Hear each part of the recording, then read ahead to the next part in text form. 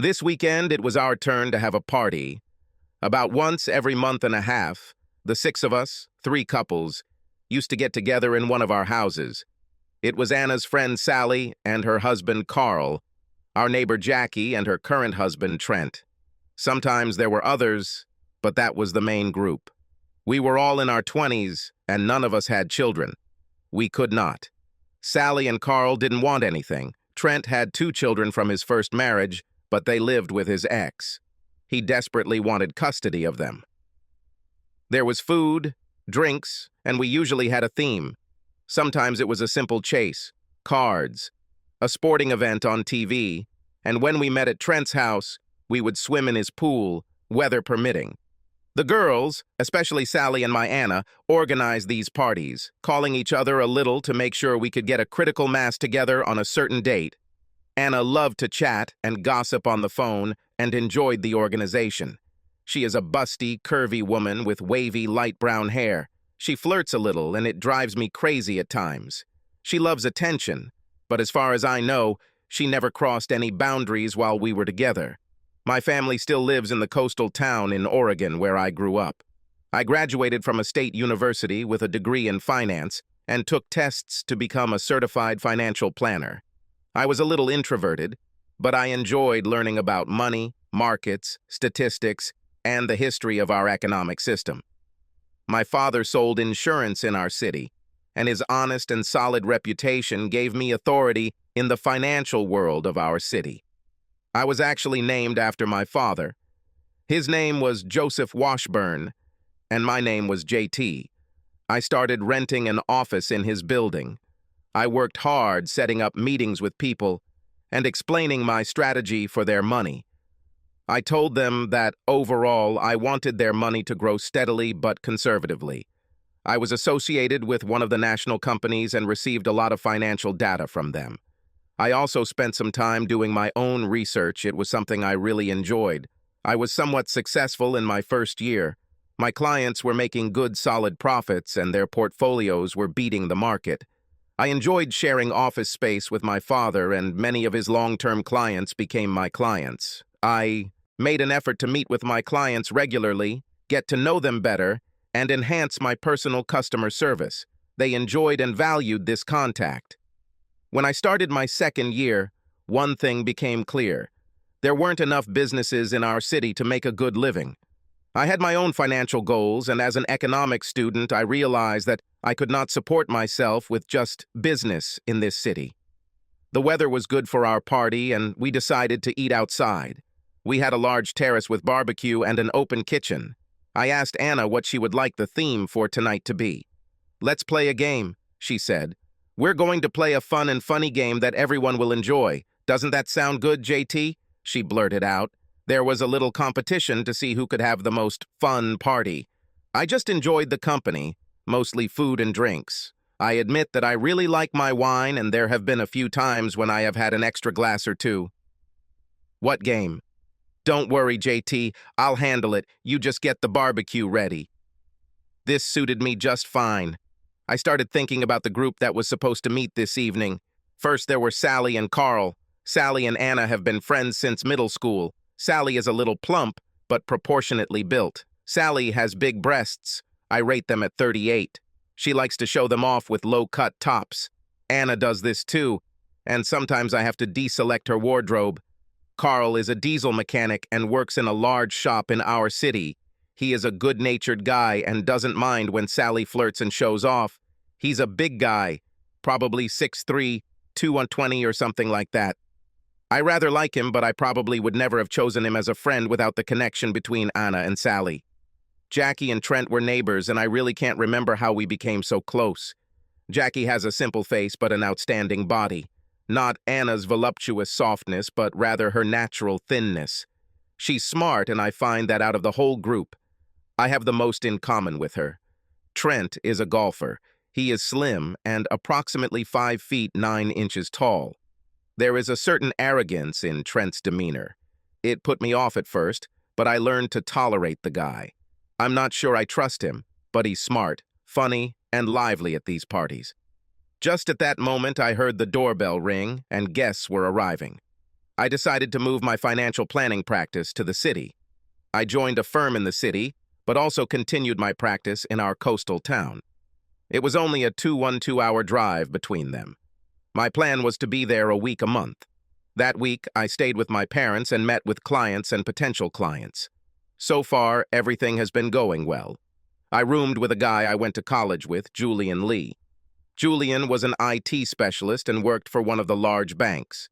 Julian was a very creative person, and I was surprised that he chose this career path. We had a 2-bedroom apartment in the trendy Maples neighborhood, close to the city center. I could walk to my office, and there were plenty of restaurants, bars, and boutiques within walking distance. It was definitely a young, modern, and hip area. It was in one of these bars that I met Anna. Anna worked at Luca's, a trendy restaurant and bar about 2 blocks from our apartment. I think it was the 3rd time Julian and I were there that I started talking to Anna. To me, she looked like a Playboy bunny. Sensual and beautiful. She always wore something that showed off her breasts and cleavage. Anna was tending bar, and we started talking, and she asked me all sorts of questions about my life, my career, my goals, and so on. To be honest, I was a little surprised that she paid so much attention to me. She was great, and I was a lackluster financial planner. In high school, I had a steady girlfriend, Gail Benson. Gail was attractive, smart, and fun to be around. We tried to make it work during college, but it was too difficult to do. I dated a few girls during college, but during those 4 years, I never had a steady girlfriend. The night we left, I almost asked Anna out on a date. I even got the impression that she wanted it. I was just a little worried that she would say no, and then we would have to find another bar. "Dude, she's hot," Julian said. "You like her. You should ask her out." "You think? And you better do it quickly, or someone will beat you to it." The next evening, I went to Luca's alone and made a date with Anna for Sunday evening, and so we met. I was a little scared. I had never been with such a beautiful girl, but she was showing that she liked me. It didn't take long before she gave me what I considered the ultimate sign: sex. Sex with Anna was like nothing I had ever experienced in my life before. I had several different sexual partners, including my high school friend Gail. In sex, you could say I was a student. Anna had a PhD. We did everything we could. She was completely relaxed. She taught me a lot. She did some things with me, and we did a lot of things together. She has beautiful breasts, a beautiful ass. She is not overweight, but her body is not too dense either. Soft, seductive, and completely feminine. From time to time, I wondered how she learned all these things. How experienced was she? I mean, I knew the answer. She was very experienced. But I avoided discussing sexual history. I was afraid it would be too painful. Any fear I felt about it was more than compensated for by my sexual satisfaction. Everyone was sitting on our back porch. We finished dinner and drank about 2 glasses during the evening. I think I've had my 3rd glass of red wine. I had a long discussion with Carl about how he hoped to get a position as manager of the diesel shop where he worked. He told me that the owner was strictly religious and asked me if I thought it would be a good strategy to attend his church in order to get along well with him. I said that if he was not involved in religion, it might seem insincere. He said he would have to think about it. As we sat and chatted lazily, Sally asked, "So Anna, what are our plans for tonight?" "Okay," Anna began. "Be open-minded, and this is just for fun. We're going to play Truth or Dare." I thought, oh no. But Carl, Sally, and Trent clapped and applauded to show their approval. I looked at Anna and she smiled, then quickly looked at Sally. Carl and Trent grinned. Jackie had a half smile and was the only one around me who wasn't particularly enthusiastic. It started off quite mildly, with a hint of sexual innuendo, nothing too risque. Who is your favorite movie star? How old were you? When did you lose your virginity? Etc. And then it was Trent's turn to ask. He chose Anna, and she chose the challenge.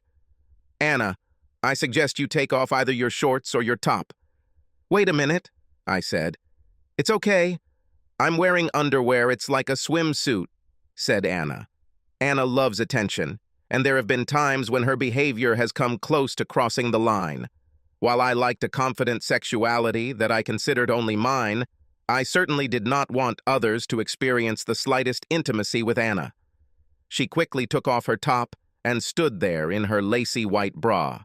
Her nipples protrude through the sheer fabric of her bra. The tops of her breasts trembled. She stood up proudly, and Trent and Carl whistled. Sally giggled. "Come on, girl." Anna liked everyone's attention. I was a little angry, but I kept my thoughts to myself.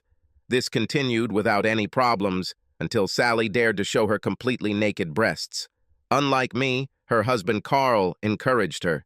She flashed them, and they were definitely big. Not my type, but big. Everyone laughed except Jackie and me. I said, "One more round and the end of this game." There were a few chuckles and protests, but I was concerned that we might cross the line. It was Anna's turn, and she asked Trent. "Okay, go for it," Trent challenged. "Show your tool in your pants for 10 seconds, Anna challenged. "Don't you dare," Jackie replied. With that, Trent stands up, unzips his pants, and strips off his shorts and boxers. He was 6 inches flabby and not skinny. Both Anna and Sally stared at me. I was shocked, and Carl was laughing. He gyrated a little like a male stripper. When I looked at Anna, she was just staring at his instrument. At that moment, Jackie said, "I'm leaving." She looked furious. She also told Trent that he could get into the car with his clothes on or walk home. Everyone left, and the party was officially over. As we cleaned ourselves up, Anna was uncharacteristically quiet. We were finishing, and I said, "This has gone too far, don't you think?" "Oh, it was just for fun. Don't be such a stick in the mud," she answered jokingly. "Anna, people here were naked and almost naked, and you were one of them." "Nude," she said. "I'll show you naked," and she continued to undress. I quickly and thoroughly became distracted.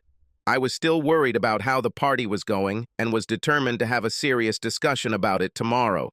I also have to say that I'm not the kind of guy who gets pleasure from his wife exposing herself to other men. I fell asleep sexually satisfied, but a little anxious. On Sunday morning, I got up first and went for a run. While I was running, I planned the discussion I was planning to have with Anna. I was going to point out that I enjoy fun and a good party just as much as everyone else. But my wife and our bodies were just for us. We made this vow the day we got married. I was not going to compromise one bit on this issue. When I returned home, Anna was laughing on the phone. She must have heard me because the laughter stopped and the volume decreased significantly. I actually thought I heard the word undressing clearly before she heard me. "Who was that?" "Oh, just Sally." She giggled. She and Carl had a great time and rated our party as the best to date. About that, I think we should talk about some of the actions last night and, in particular, about your behavior. For the most part, Anna was good-natured, and it took a lot of effort to get her angry. I managed to achieve this with my comment. She told me that it was innocent. It was just fun. No one else was upset, and nothing happened. I tried to calm her down, reason with her, and explain my feelings, but she was not interested. After she attacked me, there was silence. As I started working in the yard, I tried to analyze my feelings. I really didn't think I was being unreasonable. I wanted to give her some freedom to be who she was. That's who I married. I enjoyed her love of freedom, but everything intimate should be mine alone, including the sight of her body. I have to admit, I was a little unsure of myself. Anna is a beautiful, sexy woman, and I'm a pretty simple financial planner. I know I look good and stay in good shape, but I also know that she gets hit on by all sorts of guys all the time. I have no real reason to doubt her fidelity, but before we got married, there were a few incidents that triggered my radar. At that time, we had been dating for almost 3 months and had sex almost all that time. I felt close to Anna. We had some good conversations, and I learned about her life. Her father left home, leaving her mother and older sister. Anna craved male attention, and as soon as her body began to develop, she received it. I didn't want to delve into her sexual history, but it occurred to me that by the time she was 16, her virginity was long gone. It sounded like she had boyfriends and casual friends that she played with, as she put it. No wonder she never had to look too hard to find the next one.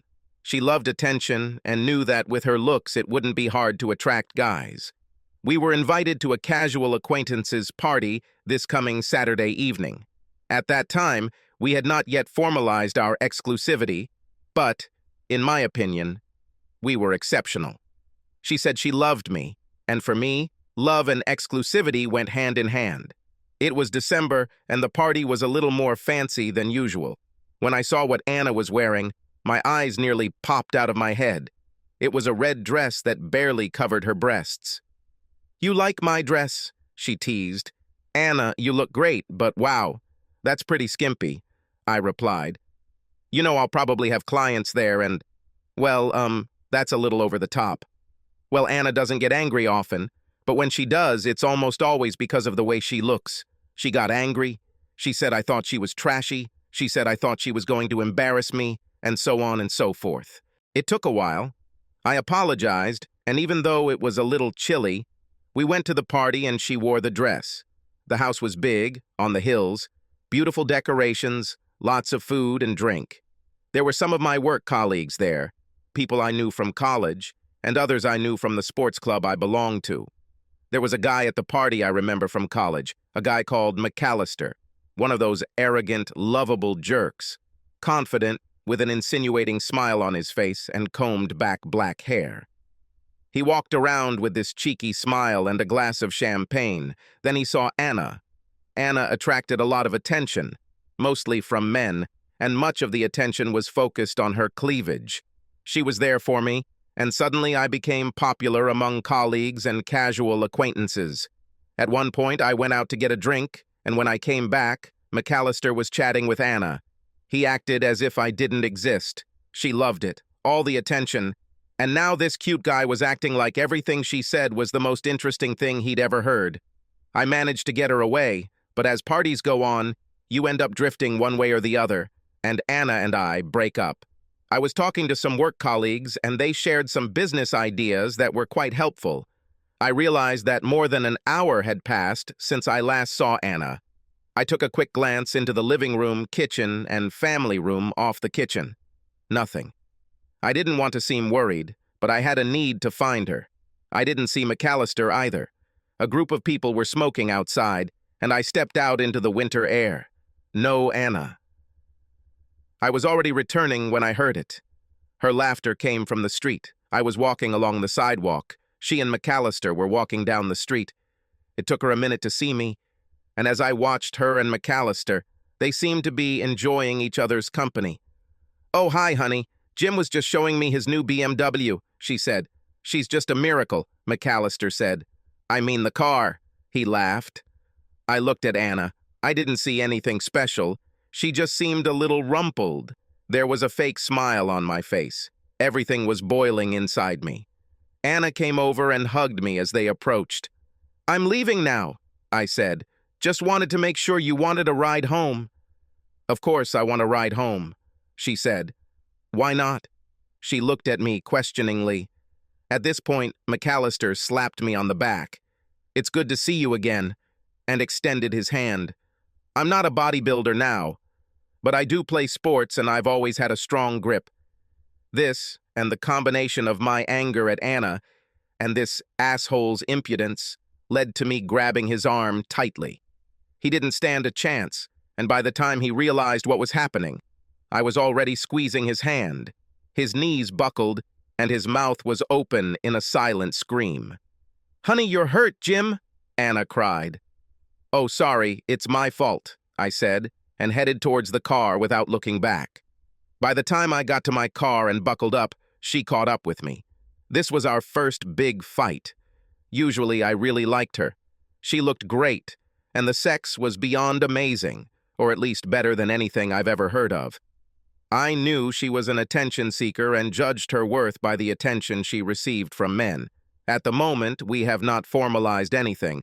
However, to me, a stable sexual relationship in which we saw each other more than a few times a week and talked about love is the adult version of constant communication, but we never had that specific discussion. I dropped her off, and she looked at me questioningly when I told her I was staying at my place tonight. "Oh, honey, don't. Nothing happened to Jim. We were just having fun." "Well, I think that's just enough for one night for me. See you later." And I left. She called and wrote, but I ignored her. Life went on for me, and I spent the week focusing on my work. The following week, I decided to leave on Saturday morning instead of my usual Sunday evening. I called my mom, and she was thrilled to have me over for the weekend.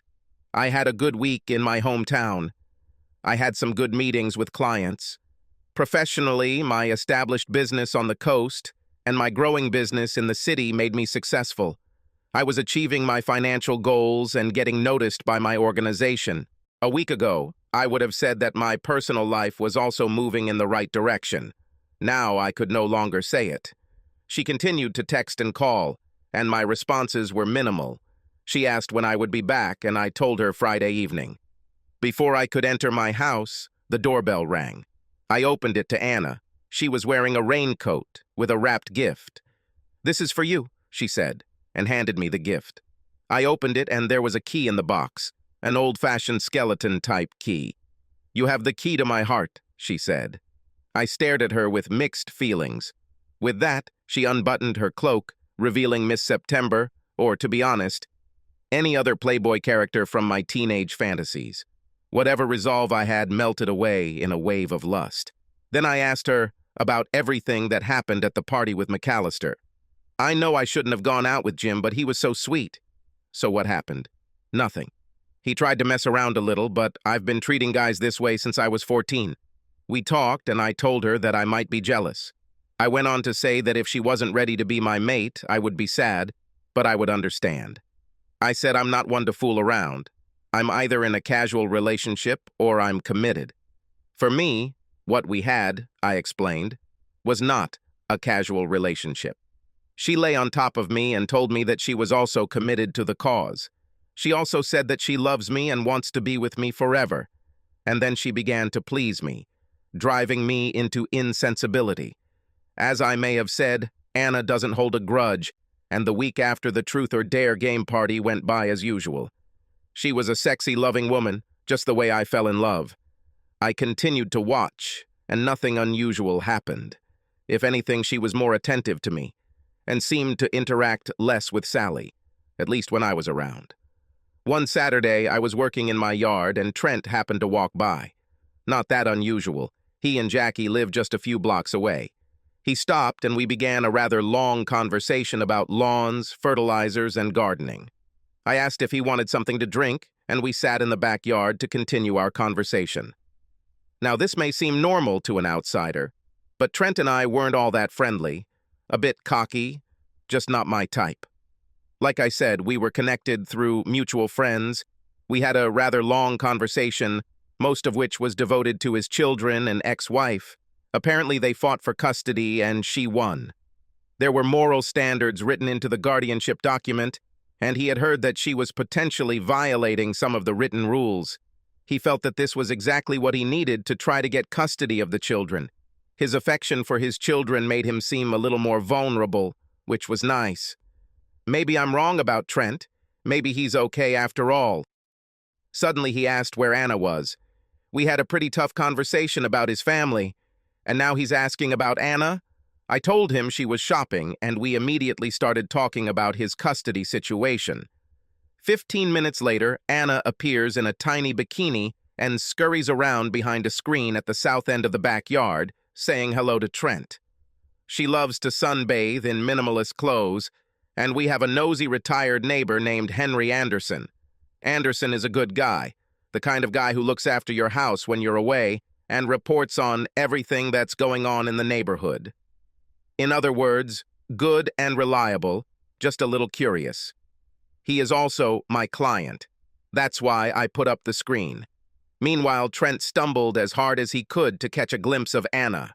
I led him back to the exit, ending our conversation. As he walked through the gate, he called out, "Need any help with the suntan lotion, Anna?" That's all.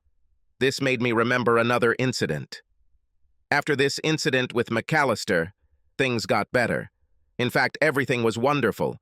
I remembered this incident from time to time, but I had no reason to dwell on it. After this, our relationship entered a new phase. I guess I partly justified Anna's behavior by thinking that at that moment we were not committed to each other. At least this commitment has not yet been announced. Now we were devoted to each other. Anna was loving and gentle and really fun to be around. Have I had as deep discussions as I have with other girlfriends? To be honest, probably not. But we had fun, and sexually she was ready for anything. Moreover, she was beautiful. I was proud to be with her. When I was with her in public, I felt good to be around. She began asking gentle questions about our future and where we were headed in the long term. I thought about this myself. I'll make an analogy. I always imagined myself driving a Camry, and suddenly I found myself in a Porsche. I had this mental tug of war. One part of my brain said that she might not be the ideal match for me. All this fun was temporary, but not for long. The other side said, "Are you crazy? Every man's dream is to marry a goddess. What's your problem?" I think the argument that broke the camel's back was this. If I broke up with Anna, would any other woman be able to compare physically or sexually with her? Until now in my life, no one has even come close. Plus, I loved her breasts. They are amazing. I proposed to her, and in addition to the ring, I also surprised her with tickets to a Caribbean vacation. Anna was delighted. She loved the ring, and the trip was only a few weeks away. Anna called her mom in California to let her know, and she also called and had a long chat with Sally. I called my parents and told them, and they seemed happy for me, but a little hesitant. "Are you sure about this?" said Dad. "Of course. Why the question?" "Well, this is a big step. Anna is a wonderful girl. I'm very happy for you," he replied. I thanked him, but later thought that there seemed to be some hesitation in his enthusiasm. The resort was amazing. There was a swimming pool, plenty of bars and restaurants on site, and its own private beach with sun loungers and umbrellas. They also had a beach sports hut where you can rent kayaks, jet skis, and other water activities. Once we got there, we changed into our swimsuits for a walk on the beach. Anna had 3 types of bikinis: hot, tight, and micro. I told her that the micro was just for me. "We'll see," she giggled. We grabbed drinks from the beach bar and walked along this beautiful crescent of white sand, fringing the clear blue water. Anna was wearing a hot bikini with a sheer white blanket that covered almost nothing. Men and women looked at her, and I was proud to be with her. We headed back and had a casual dinner at the pool bar. 2 more strong rum drinks, and we headed to the room. We watched the sunset from our balcony, both a little drunk. She stood leaning against the railing, bent at the waist. I approached her from behind and stroked her shoulders. My hands reached out to her beautiful breasts. She purred with lust. This was all the support I needed. It was already getting dark, but anyone could see us if they looked in our direction. She groaned as she reached the finish line, and soon I followed her. From the other end of the complex, someone clapped their hands. The staff at the resort were very helpful. There was always someone there to get towels, give directions, see if we needed food or drink. And then there were the beach boys. They were young men, in their early 20s, patrolling the sun loungers on the beach. They probably worked mostly for tips. Their main clients were women over 40 who enjoyed the attention of young people. They brought drinks, towels, moved chairs or umbrellas, and, if asked, applied suntan lotion. Naturally, they were attracted to Anna in a bikini. For now, she's moved on to her skimpy bikinis. She looked very sexy. One of the beach boys Cruz always seemed to hang around. He had smooth golden skin, a lean build, and a sparkling white-toothed smile. One day we were walking along the beach, and I asked Anna if she wanted to ride a jet ski. "You're without me. I'm going to work on my tan," she said. "I have an hour-long training session on a jet ski." "Have fun and be careful." It was quite fun zipping around the ocean on a jet ski. It took just under an hour, and I was back on the beach. As I walked back to the lounge chairs, I saw Cruz looming over Anna. When I approached, he was massaging her bare back. It definitely made contact with the sides of the breasts. "What's going on here?" Cruz quickly stood up. "Mr. JT, I don't want Miss Anna to get a sunburn. She needs sunscreen on her back, he muttered. I can take care of this myself, thank you, and he hurried away. Anna, what the hell does this all mean? I asked her quietly but firmly. I didn't want to make a scene on the beach, but the beach boy was clearly groping her. What are you talking about? Your top is open, you have about 3/4 of an inch of material on your ass, and this teenager had easy access to your body. That's what I'm talking about. Did he feel your breasts? Oh, honey, cool down. He may have touched the sides a little, but they're just for you. When she said that, it really turned me on. I guess I pushed aside the overly flirtatious behavior with Cruz and turned my thoughts to having sex with her as quickly as possible. I suggested a siesta. She knew what I really wanted. I had to carry a towel in front of me to hide my erection as we walked to our room. Eventually, heaven had to end, and we discussed wedding plans on the way home. Anna dozed off during the flight, and I reflected on what a wonderful trip it had been. The only thought that couldn't go away was about the Latino beach boy groping her breasts. After the weekend, when Trent came to stay with us, life went on. The work was intense and rewarding for me. The money I was making wasn't bad. I did most of my own research, and my money seemed to be growing well. Anna also worked at Luca's bar, but usually worked lunch shifts as a waitress. This allowed us to spend most of our evenings together. Anna didn't really have to work, but she liked it, and I think she liked having her own money. As summer began, Anna and Sally started talking about the couple's next meeting. After the Truth or Dare party at our house, I was hoping that maybe these parties would start to die. After much talking and planning, it was decided that the next party would be at Trent and Jackie's, and it was scheduled for mid-July, a few weeks away. Weather permitting, it was supposed to be a pool party. When I heard this, I immediately said to Anna, "Not a single bikini from the Caribbean. I can wear red." "Absolutely not, no way. It's one thing for strangers to see you like this, but not our friends." She said nothing more about this, and in my opinion, the issue was resolved. On the Tuesday before the party, I got a frantic call from my mom. My father had a heart attack. He was at the county hospital, and they were going to have bypass surgery. I told my mother that I would come as soon as possible. I called Anna and told her what was happening. I popped into the house, grabbed an overnight bag for both of us, and we headed to my parents'. I had to control myself so as not to speed up on the way to the hospital. Anna took my hand to calm me down. I was worried about my father and also about my mother. My dad was a reliable force in our family, and my mom really needed his strength. Given that his health was in question, I was worried how she would hold up. By the time we got to the hospital and found my mom, things had improved significantly. My father had a mild heart attack. The bypass surgery was successful, and his prognosis for a full recovery was very positive. They wanted to keep Dad in the hospital until Thursday and then send him home. I stayed with him in the hospital on Tuesday evening, while Mom and Anna went back to the house to rest. They returned on Wednesday morning. My dad was really in a good mood, and when Mom and Anna arrived, he was lying in bed doing a crossword puzzle. We hung out there all day on Wednesday, and it was pretty boring. Anna was polite, but I knew she didn't want to stay in the hospital for long. I didn't really blame her. The hospital is a pretty depressing place. After we brought Dad home on Thursday, I told her I needed to stay, but why didn't she go home? She could take my car and either come back for me on the weekend, or I could take my dad's car. For some time, he had no intention of driving. "No, I'll stay with you," she said. "Thank you, Anna, I appreciate it, but you go home. I want them to get settled, and I just need to be with them for a few days."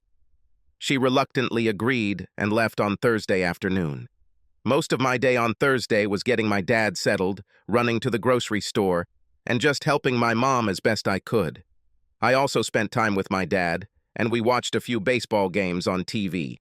Boring, yes, but I was glad to be with my parents. On Friday, I called Anna, and she asked when I was going to come home. I told her that at least not until Sunday. How about a party? I completely forgot about this stupid party. "Sorry, honey. I need to be here with my parents. Are you gonna go?" "I don't know. Sally wants me to go, and I think Jackie's sister and her boyfriend will come too." I didn't fully trust Trent, but knowing that there would be newbies in the group made me a little less worried about things getting too spicy like the last party at our house. Okay, let me know what you decide to do. I'll call you tomorrow. On Saturday, my father was a little depressed. I think he overdid it on Friday and was tired. I hung out with him, and when he fell asleep, I fixed some things around the house to help my mom. Mom made me stop and have dinner. Dad was already asleep by this time. The next step was to move everything downstairs and put it on shelves for storage. When I have a project, I focus on it. Suddenly, I looked at my phone and saw that it was almost 10 o'clock. I needed to call Anna. Hey, what's going on? I heard some noise in the background. Oh, hi, honey. I'm at Trent and Jackie's. We're having a good time. Dad is doing well, and... Just then, I heard a high-pitched scream, and Anna started giggling. What's happening? What, honey? She began to laugh. How much did you drink? Dear, the connection is not very good. Can I call you Bay? And then more background laughter. Suddenly, I clearly heard Trent say, Take off that top too. And then another burst of laughter. Some muffled chatter. Oh, this is getting even hotter, I thought Anna said. What the hell is going on? Somehow her phone went offline, but it is obvious that they were not playing a trivial chase. If I went now, it would already be after midnight. At this time, I was exhausted and didn't want to risk going home tonight. At the same time, I really needed to know what was going on. Suddenly, an idea came into my head, Henry Anderson. Since he was in my contacts, I called Henry. I explained that I needed some photos of what was going on at Trent and Jackie's. He was ready. I told him where they lived and described where to position myself to photograph their backyard. He said he would come there immediately. I finished, turned off the phone, and went to bed. If something bad was going on with Trent, I didn't want to go through it tonight. I was physically and emotionally exhausted from worrying about my father. I slept soundly and long. The next morning, I turned on my phone. Anderson sent some photos. They turned out worse than I imagined. Photo 1. Anna is completely naked, and Trent is chasing her with his giant erect tool. Photo 2. Naked and excited. Carl grabs Anna's breasts. Photo 3. Anna and Sally, both naked, ass to ass, dancing for Trent and Carl. Photo 4. Trent and Carl have sex with Anna. I didn't need to see anything else. This was irrefutable proof of Anna's infidelity. I had seen the warning signs before, but I didn't believe she would cross that line. It was unforgivable. A black fog clouded my brain. I was simply numb, trying to comprehend what I saw. I told my mom I was going for a walk. Is everything okay, JT? Yes, everything is fine. I didn't want to put all this mess on her because of Dad's health issues. I walked and thought. I cried and thought. I planned and thought. Several hours passed before I returned home. I was deeply saddened, but I decided to end the marriage, minimize my financial damage, and pay back those two idiots, Trent and Carl. First, I had to find out the whole story, and I didn't want Anna to know what I knew. Anna called around noon and was especially kind on the phone. I miss you like your dad will when you come home. I really miss you and I need you. I almost blamed the bitch for what she did at the party, but I kept my mouth shut. I was going to figure out how to fool her. I just had to make a plan. I wanted to protect myself and my assets. I knew I had to act normal around Anna. I told her that my father was getting worse and I needed to stay another week. Dad was actually fine and progressing ahead of schedule. I said that I would call her and that it would be better if she didn't come. It's hard for Dad to bear this excitement. I actually left for the city on Monday evening. I called my old roommate, Julian, to see if I could stay with him for a few days. He seemed surprised, but agreed. When I got to Julian, he said his brother was arriving from New York on Thursday. His brother was an actor, and the play he was in had closed, and he was considering alternative career options. I explained to Julian what happened and showed him the photographs. He was surprised. He knew that Anna was flirtatious, but he didn't think that she would cheat on me. I told him how upset I was and how I wanted to somehow get even with Anna and this whole group. I also told him that I needed to hide what I knew from Anna until I had a plan. He agreed, not to say a word. The next day, I waited at Carl's work. Carl was a diesel mechanic, and he told me there was a supervisory position opening up soon, and he was desperate for a promotion. I saw him walking towards his truck, waved, and said, "Carl, let's get some beer." He was surprised to see me, but Carl didn't turn down beer very often. There was a place on the corner, and we went there. Some kind of tavern for workers, and it was not very crowded. After we ordered beers, I asked him what happened on Saturday night. "Just another typical party," Carl replied. "Is this typical?" And I showed him one of the photographs. "Hey man, what were we supposed to do? The girls took off their clothes, it didn't mean anything." "Okay, I understand that this is nothing special. Oh, by the way, what do you think your boss would say about how this doesn't mean anything?" I knew his boss was very religious, and Carl was really hoping for a promotion. He stood up and I stood up. He pushed me threateningly. I turned and hit Carl. It was like hitting a softball. It was perfect.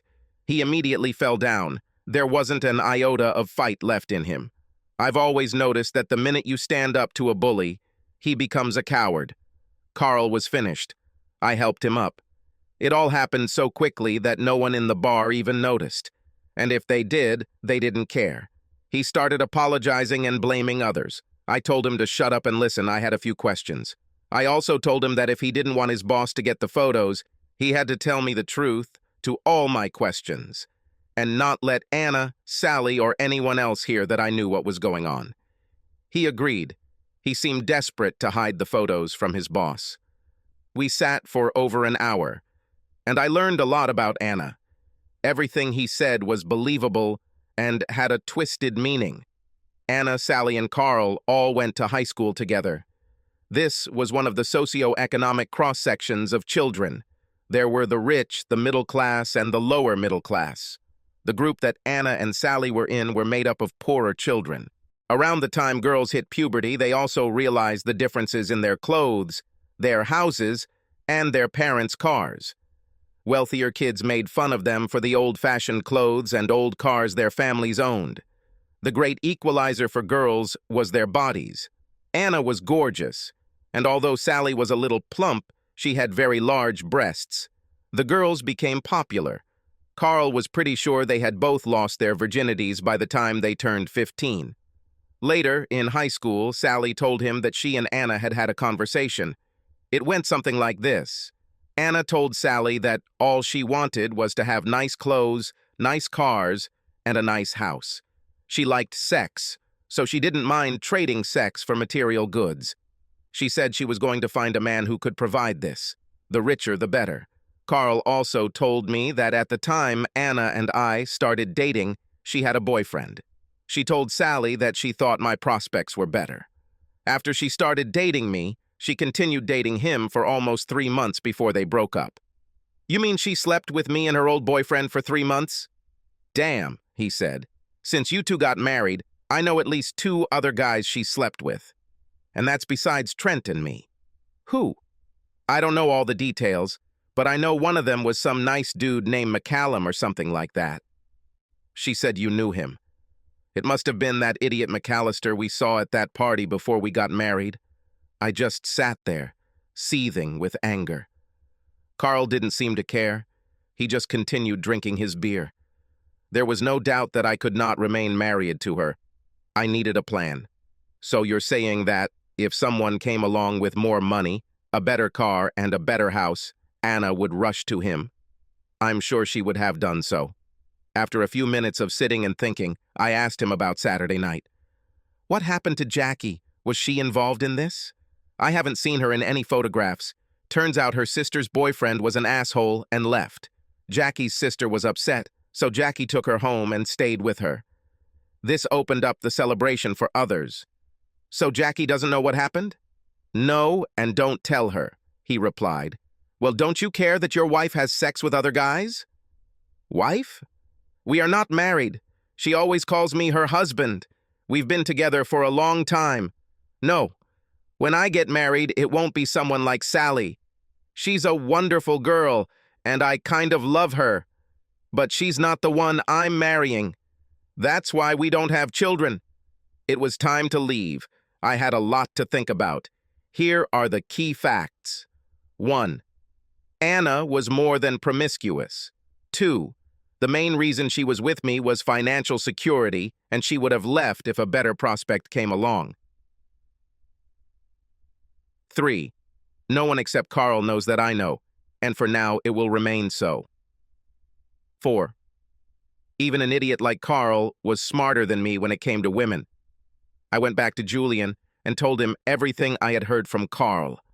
I was sad, but sadness gave way to anger. Yes, and I was also embarrassed. I wonder how many of them laughed at me behind my back. I had to make her and maybe a few others pay.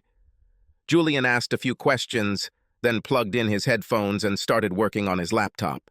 I sat there drinking a bottle of red wine and getting angrier and angrier. Julian hung up and asked, "She never dated John Paul, did she?" "No, I haven't even seen him since we were in college." "Why do you ask?" He simply shook his head and reconnected. "Can you get about $30,000 in your hands?" "Yes, but why?" "I also need you to rent a BMW for 6 months if this all works out." He continued typing with a sly smile on his face. Finally, he said he had a plan. It was going to cost me at least $30,000 and the lease of the BMW. He told me to go to Anna's house tomorrow and do the best acting job of my life. I'll have to pretend everything is fine. I have to go back to Julian's on Thursday after work. Then John Paul will be here. The next day, I called Anna and said that I would be home that evening. I did my best to act normal. Every time she asked if something was wrong, I simply told her that I was worried about my father. Luckily, either I was a better actor than I give myself credit for, or, more likely, she just didn't pay much attention to me. On Thursday evening, I met Julian and John Paul at Julian's apartment. After pleasantries were exchanged, Julian outlined his plan. John Paul seduces Anna by posing as a New York investment banker. He must reluctantly reveal how rich he is, and then make her fall in love with him and his money. John Paul was in a play that was starting in about 5 months, so he had to get everything done in that time. John Paul was 2 years younger than Julian and an attractive guy. Long hair, a slim build, and a naturally attractive smile. She will definitely like him. "I have to ask you one thing, man," he said. "Do you mind if I sleep with her? I mean, she's your wife." I told him that I don't care and it can't be that they haven't had sex for 5 months. They'd rather sleep in 5 days. I gave them her bar schedule and told them it would be better if we met weekly.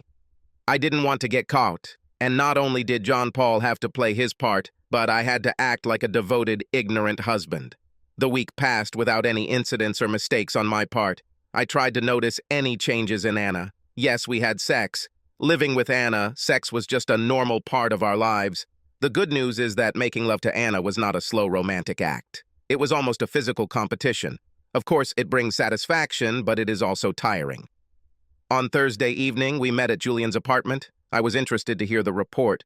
My overwhelming desire was to make her fall for John Paul, but a small part of me hoped that she wouldn't do it. John Paul has been to the bar 3 times. The first time, he just wanted her to notice him. The second time, light conversation and jokes. The third time, we met.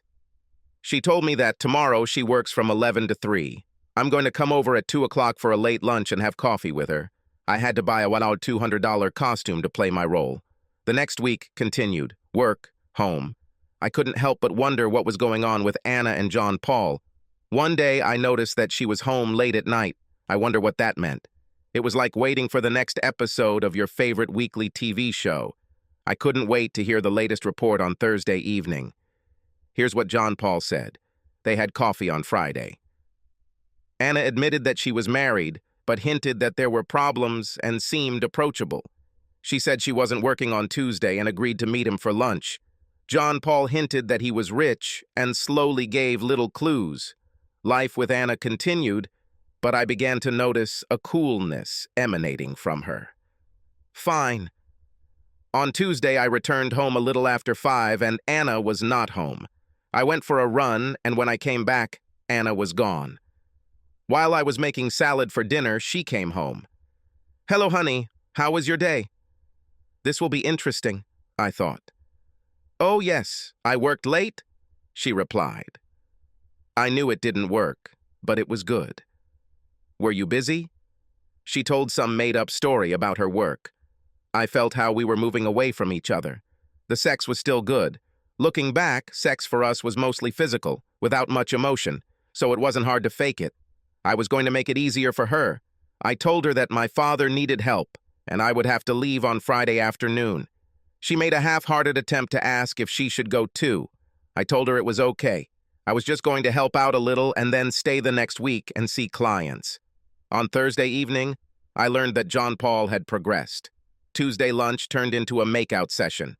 He called her on Wednesday, after she found out I would be out of town, and they made plans for Friday evening. I felt like a puppeteer, pulling strings behind the scenes to make the puppet move in the direction I wanted. It worked. As the weeks passed, their relationship developed. The sex between Anna and John Paul happened the weekend I was at my parents' house. No surprise there. Our relationship at home was changing. She was moving away. It was a little bittersweet.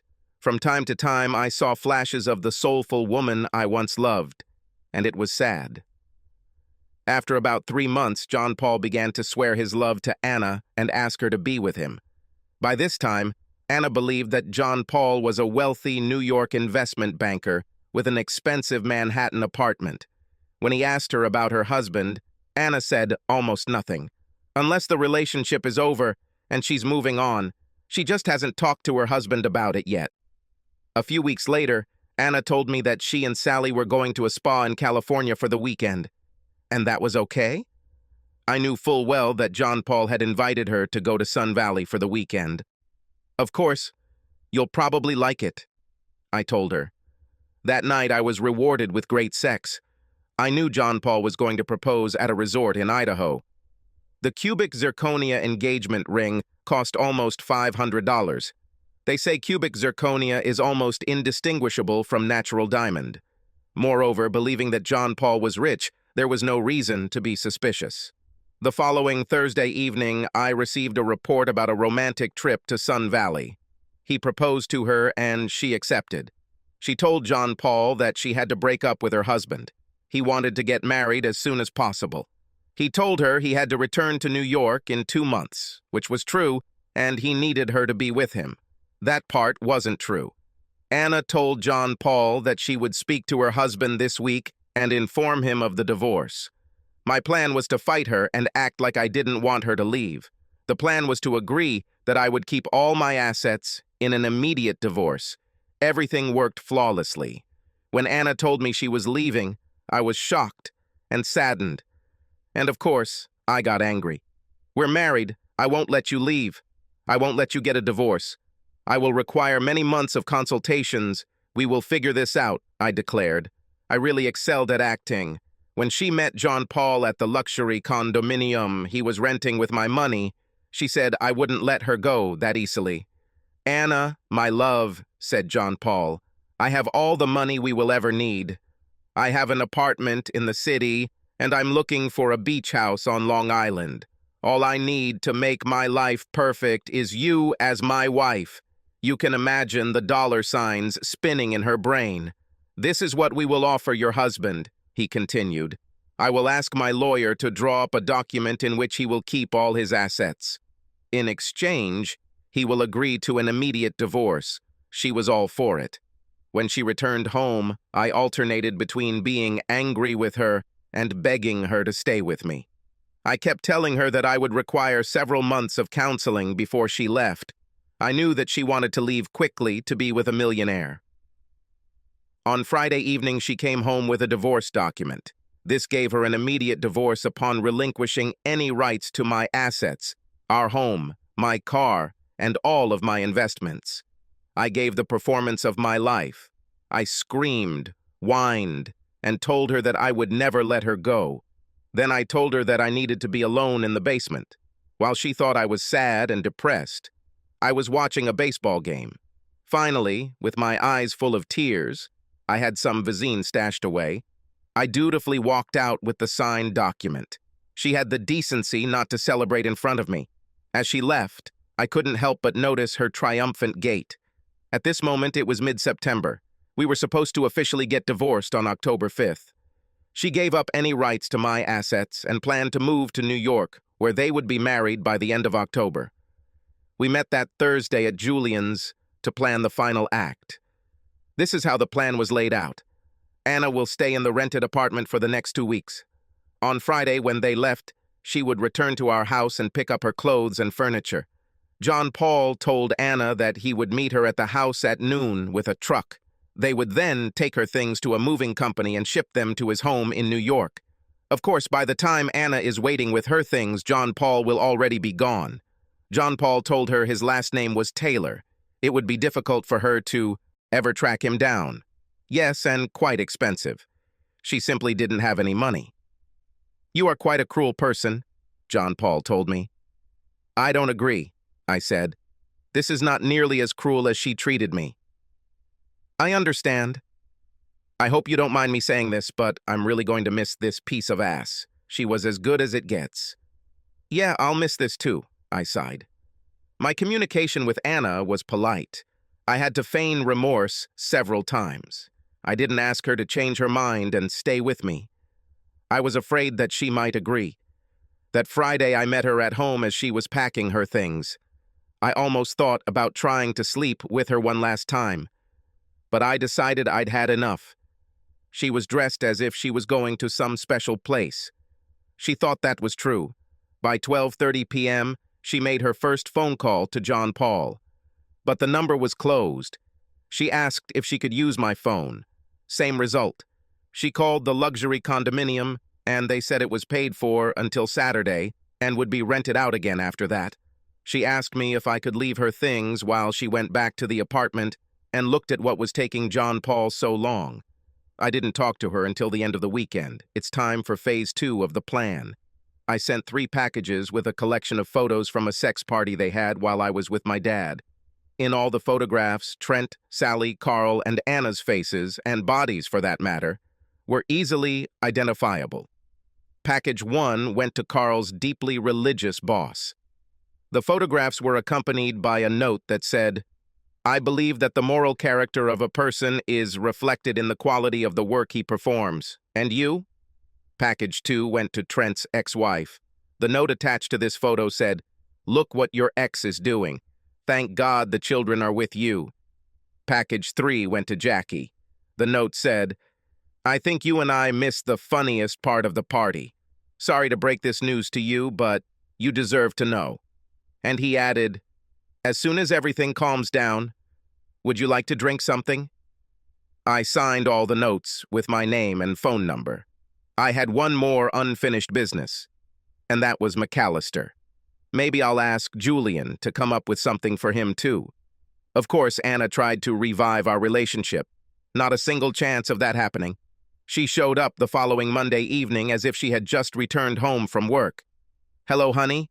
Sorry for our little misunderstanding. I'm home forever." I just stared at her. "Anna, you ruined my life," I shouted. "This is not your home. You are running away with someone to New York." "No, I changed my mind. I want to stay with you. No more games." "Forget about it. Get the hell out of here and never come back," I said coldly. At this point, she resorted to her old tricks, already taking off her top and unclasping her bra. I've fallen for this tactic too many times to give up now. Closing the door in her face, I said, "Say hi to John Paul for me." I looked out the window. She stood with a blank expression on her face, her beautiful breasts exposed for everyone to see, her brow furrowed as she tried to piece together the meaning of my John Paul reference. In all our discussions, his name was always kept secret. Of course, Henry Anderson was leaning over the fence and looking at her. Last I heard, she was living with Sally. I'm sure she's already looking. Carl not only didn't get the promotion, I heard he was fired. He left town, leaving Sally behind. Trent was a completely different matter. When he went to a custody hearing, he was soundly and firmly denied. And in fact, the court increased his child support and limited his visitation rights. Obviously, photographs played a big role in this decision. One Saturday night, Jackie called me frantically and told me that Trent was coming to my house. He was drunk and had a gun. Apparently, he found where the messages were coming from. I quickly made my way to the backyard, grabbed some blankets and pillows, and created a faka body under the blankets as if I was reading outside in a lawn chair. I left a small light on to get his attention. I was armed with a baseball bat and hid in the thick bushes. Even if Jackie hadn't called, I would have heard him coming. He knocked on the front door, and when I didn't answer, he walked through the gate into the backyard. He immediately noticed the chaise lounge set up. He snuck up and shot twice into the blankets. The first blow must have broken his arm. First, I wanted to neutralize the weapon. The next two were across his crotch. I also wanted to neutralize this particular weapon. Then I called the police. No special investigation was required regarding the weapon, and the shots fired. I defended myself, and Trent was charged with attempted murder. I called and thanked Jackie for the warning. "You're welcome," she said. "Now, did you offer me something to drink?" Subscribe to our channel so that your second chaff doesn't cheat on you, and go ahead and listen to the next story, because this story is nothing compared to the next one. If you're under 18, don't even think about listening to the next one.